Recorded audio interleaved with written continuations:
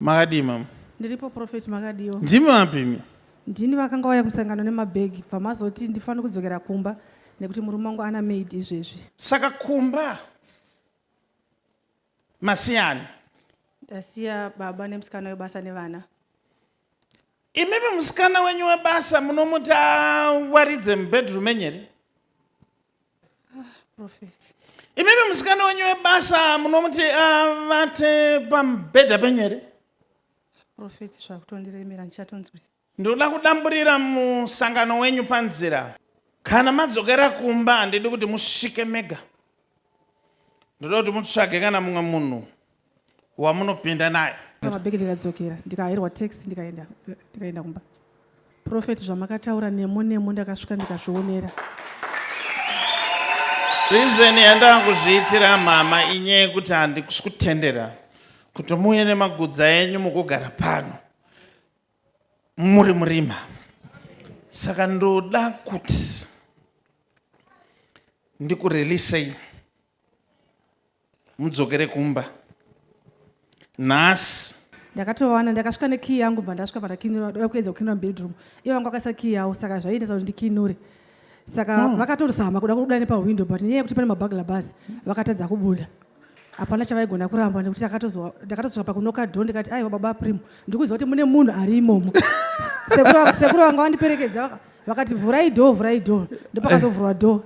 Prophet unoita kunge uchaseka zvimwe zvacho Prophet zvakaoma shuwa.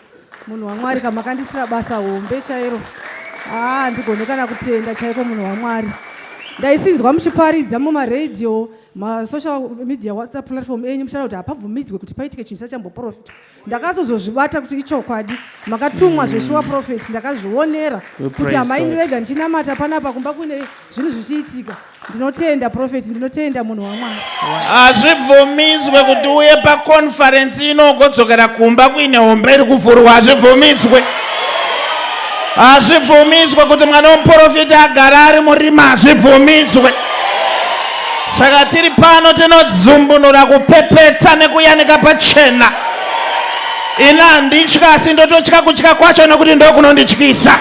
Chandoda kungotaura nemi ndechekuti Mwari akuratidzai zvaiitika. Makuziva. Amen. Ndinotenda Prophet. But ini ndinoparidza rudo. Amen. Imi munozvitsvaga mumwoyo menyu kuti nemurume muchagadzisana kusvika papi but chatakaita takaburitsa chete chokwadi. Amen Prophet, ndinokutendai Prophet. Varovere maoko. Kai munhu anovasiya pastop apa vakwire very fast vaende. Vaita basa munhu waMwari. Mama musazopara mhosva nekuti kutaura kuno vana vari bhizi unze ndai munorara. Pamunonosvika munonosvikira nezvandiri kuda. Hamuna kufambira mahara. Amen munhu waMwari. Endai zvenyu. Tsvagai vanovabatsira kungotakura kusvika pabastop apa. Perekedzwa nechikomana icho nemumwe muri 2. Ndinotenda munhu waMwari. Ndimi 1 wandabvumidza kuti musarare pano. Varovere maoko.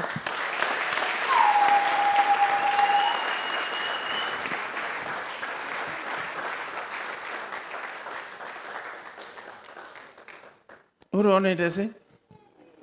Ndimi munoda mared handed ka?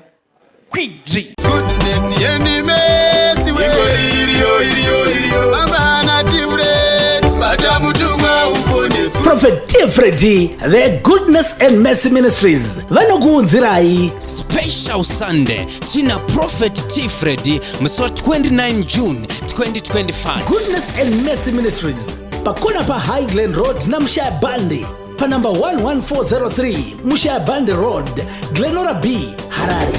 Musi wa 29 June, Special Sunday 2025. Mwine munhu waMwari Prophet T Freddy kuti munzwe zvizere fonai pa 0712 528 094 kana pa 0778 059 270. Munhu wese hoyo! Prophet T Freddy vanoti hazvibvumidzwe kuti paitike chinhu chisina kumbobvira chakaprofitwa.